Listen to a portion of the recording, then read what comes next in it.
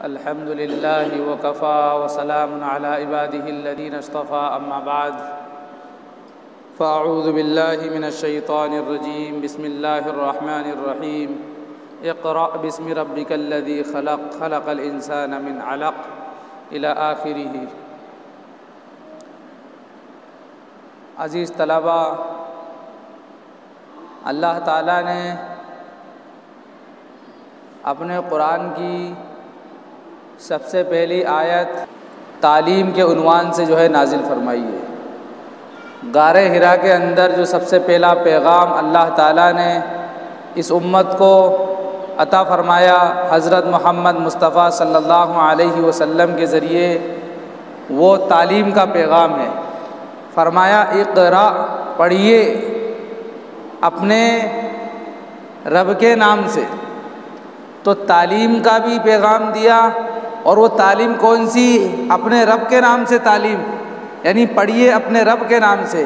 तो तालीम वो हो जिसमें रब राज़ी हो, वो तालीम जो अल्लाह के नाम से शुरू होती हो, वो तालीम जो अल्लाह की मारिफत का ज़रिया बनती हो, वो तालीम जिससे इंसान को दीन की और इस्लाम की शरीयत की पहचान होती हो, वो तालीम क्या है?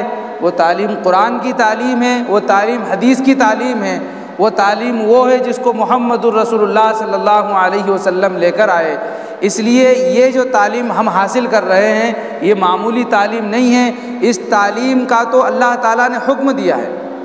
और आज सबसे बड़ी कमज़ोरी और सबसे बड़ी कमी ये है कि मुसलमान जिनकी बुनियाद, यानी जिनके कुरान की बुनियाद तालीम से शुरू होती है, जिनकी बुनियाद ही तालीम है, जिनके पास जो पैगाम अल्लाह के पास से आया है, उसकी सबसे पहली आयत तालीम का हुक्म देती है। आज मुसलमान तालीम के मामले में पिछड़े हुए हैं। ना दुनियावी तालीम उनके पास है, ना दीनी तालीम उनके पास है। अगर हम दीन में कामिल होंगे तो हम दुनिया की भी रहबरी कर सकते हैं, और अगर दीन में नाकिस होंगे तो हो सकता है कि दुनिया के एतबार से हम कोई कामयाबी हासिल कर ले, लेकिन आखिरत में ऐसे लोगों को बड़े खसारे का सामना करना पड़ेगा।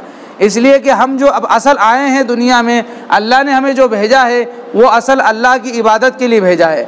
और अल्लाह की इबादत इंसान सही मानों में उस वक्त तक नहीं कर सकता जब तक कि उसको दीन का इल्म ना हो, शरीयत का इल्म ना हो। शरीयत का इल्म हासिल करने के लिए दीनी तालीम है, और दीनी तालीम हासिल करने के बाद इंसान की सबसे पहली जिम्मेदारी ये बनती है कि वो दुनियावी तालीम भी हासिल करे, दुनियावी तालीम के अंदर भी महारत हासिल करे, रुसूख हासिल करे। इसलिए कि जो दीन उसने सीखा है इसको दूसरों तक पहुंचाना है, और दूसरों तक दीन पहुंचाने के लिए जाहिर सी बात है कि दूसरी ज़बानों में इंसान को महारत हासिल करना, दूसरी ज़बानों का सीखना ये ज़रूरी है। इसलिए दीन सीखना भी ज़रूरी है, और दीन में रुसूख हो जाए, दीन के बारे में इंसान को मालूमात हो जाए। अब दुनियावी तालीम, दुनियावी ज़बानें सीखना ज़रूरी है। इसलिए कि अगर दूसरी ज़बानें नहीं सीखेगा, वो इंग्लिश हो, फ्रांसीसी हो, या कोई सी ज़बान हो, कन्नड़ हो, मलयालम हो, गुजराती हो, कोई सी ज़बान हो, जब तक कि वो दूसरी ज़बानें नहीं सीखेगा, इसी तरह बैरूनी ममालिक में जो ज़बानें बोली जाती हैं वो नहीं सीखेगा, तो सब कुछ उसके पास होने के बावजूद वो अपने दीन को पेश नहीं कर पाएगा। दीन तो उसके पास है, इल्म को वो जानता है, शरीयत को वो जानता है, लेकिन पहुँचाने के लिए ज़रिया नहीं है। पहुँचाने के लिए जिन चीज़ों की ज़रूरत पड़ती है, मिसाल के तौर पे ज़बान की, वो ज़बान उसके पास नहीं है। एक अंग्रेज़ से उसकी मुलाकात हो गई, अब अंग्रेज़ी इसको नहीं आती है, दीन ही ये जानता है, दीन की मालूमात इसको है, लेकिन दूसरे को बता नहीं सकता, इसलिए कि अंग्रेज़ी इसको नहीं आती है। तो दूसरी ज़बानें सीखना ज़रूरी हैं, लेकिन सबसे पहले जो सीखना ज़रूरी है वो शरीयत की तालीम है, दीन की तालीम है। जब तक दीन में मजबूत ना हो जाएं, दुनियावी तालीम में हमारा लगना गोया के अपनी तालीम को कमतर समझना है।